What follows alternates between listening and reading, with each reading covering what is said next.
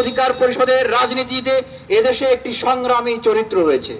এই ছাত্র অধিকার পরিষদ, গণ অধিকার পরিষদ, যুব অধিকার পরিষদ, শ্রমিক অধিকার পরিষদের রাজনীতির এই দেশে একটি আবশ্যহীন চরিত্র রয়েছে, যেই চরিত্রটিকে এই সরকার ভয় পায়। জাতীয় পার্টিকে কেনা যায়, তারা সরকারের কাছে হাত পাতে, আসন ভিক্ষা চায়। শাহজাহান ওমরের মতো নেতাদেরকে কেনা যায়, সৈয়দ ইব্রাহিমের মতো নেতাদেরকেও কেনা যায়, বর্ষিয়ান নেতারাও কুরবানির গরুর মতো দাওয়ার দামে ওঠে, কিন্তু এই তরুণ ছাত্র নেতারা তাদেরকে কেনা যায় না। আপনারা জানেন, নির্বাচনের আগে আমাদেরকেও অফার করা হয়েছিল, শুনেছেন অনেকবার। এদিকে আমাদের নেতৃবৃন্দদেরকে চাপ প্রয়োগ করা হচ্ছে যে তোমরা নির্বাচনে যাবে কি যাবে না, তোমাদেরকে নিবন্ধন দেওয়া হবে, পয়সা দেওয়া হবে, এমপি মন্ত্রী বানিয়ে দেওয়া হবে, আর যদি না যাও তোমাদের যে মামলা দেওয়া হয়েছে তোমাদেরকে জেলে পড়া হবে। আমার বাবা যখন আমার সাথে সাক্ষাৎ করতে গিয়েছিলেন, তিনি অনেক কৌশলে সেই কথাগুলো আমাকে বললেন। আমি জেলখানা থেকে বলেছি, হ্যাঁ আমার উপর নির্যাতন করা হয়েছে, আমাকে 10 ফিট বাই 15 ফিট একটি ছোট্ট ছেলের ভিতরে আমাকে নিঃসঙ্গ ভাবে রাখা হয়েছে, আমি যেন হার্ট অ্যাটাক করি, ব্রেন স্ট্রোক করি বা মরে যাই। আমি যদিও মরে যাই, এদেশের মানুষের জন্য মৃত্যুবরণ করব। আমার দলের নেতৃবৃন্দদেরকে বলে দিবেন, আমার দলের তরুণ দেশপ্রেমিক নেতাদেরকে বলে দিবেন, তারা যেন এই সরকারের সাথে আপোষ না করে। আপোষ করলে কি হবে?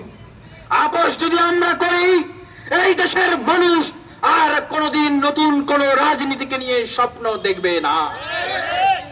এই দেশের জনগোষ্ঠী, এই জনপদের মানুষ আর কোন তরুণ নেতাদেরকে বিশ্বাস করবে না। আমরা সেই বিশ্বাস ভঙ্গ করিনি। আমরা নেতৃত্বের পরীক্ষা দিয়েছি এই জাতির কাছে, আমরা নৈতিকতার পরীক্ষা দিয়েছি এই জাতির কাছে। আমরা জাতির কাছে আহ্বান জানাচ্ছি, এই অঞ্চলের যে রাজনৈতিক সংস্কৃতি, যখনই কোনো আপোষহীন নেতার উত্থান হতে থাকে, যখনই কোনো আপোষহীন দলের উত্থান হতে থাকে, তখনই তাদের চরিত্রে কালিমা লেপন করা হয়। বিভিন্ন গোয়েন্দা সংস্থা, বিদেশি সংস্থা বিভিন্ন প্রজেক্টের মাধ্যমে কড়া কৌশলে তাদেরকে বিতর্কিত করা হয়, তাদের চরিত্র হনন করা হয়, তারপরে তাদেরকে গ্রেফতার করা হয়। যার উজ্জ্বল দৃষ্টান্ত আল্লামা মামুনুল হক সাহেব, তিনি এখনো কারাগারে রয়েছেন। আর ভাই, নিজের বৈধ স্ত্রী তাকে নিয়ে ঘুরতে গিয়েছেন, সেখানে তার নামে মামলা দেওয়া হয়েছে, ধর্ষণের মামলা। আপনারা দেখেছেন আমাদেরকে নিয়েও নানা ধরনের বিতর্ক তৈরি করা হয়েছে। আমাকে যখন গ্রেফতার করা হয়েছে, তা কি ধরনের ভয়ঙ্কর চিন্তা তাদের ভিতরে পোষণ করেছিল আপনারা ভাবতে পারবেন না। আমাকে যদি সেদিন নূর ভাইয়ের বাসা থেকে গ্রেফতার না করা হতো, তারা আমাকে নিয়ে কোনো পার্বত্য অঞ্চলে চলে যেত, সেখানে গিয়ে আমাকে তারা জঙ্গি হিসেবে উত্থাপন করত। হয়তো অনেক অস্ত্র শস্ত্র আমার পাশে দিয়ে আরো কিছু লোকজন সহ তারা দেখাতো যে জঙ্গি। আপনারা দেখেছেন না, তারা যখন গ্রেফতার করছে, একজন আমাকে বলছে যে জঙ্গি ধরতে এসেছি, জঙ্গি ধরতে এসেছি।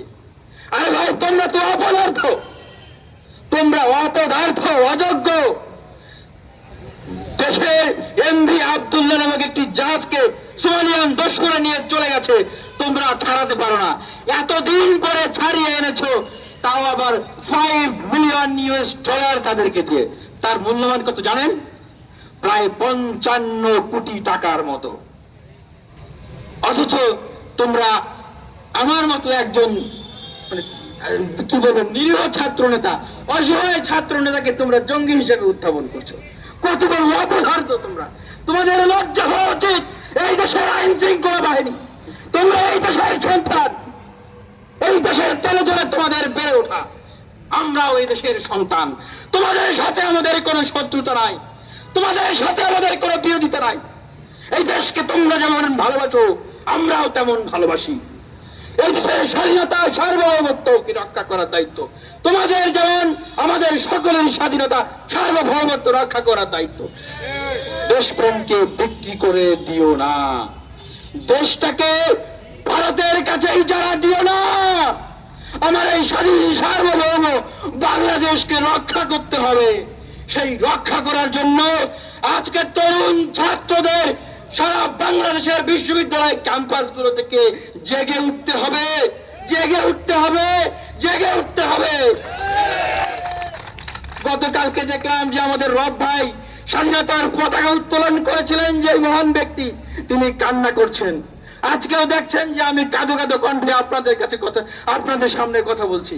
কারণ কি জানেন? কারণ জানেন? আপনারা হয়তো জানেন না, বলে দিচ্ছি।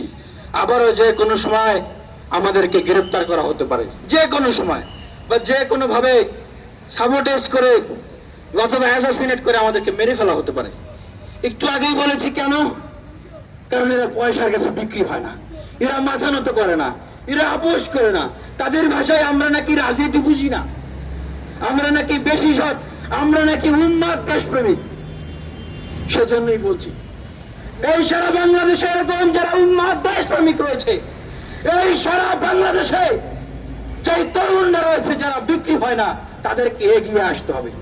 এই বাংলাদেশকে ভারতের অতি আধিপত্যবাদ, অন্যায্য আধিপত্যবাদ থেকে মুক্ত করতে হবে।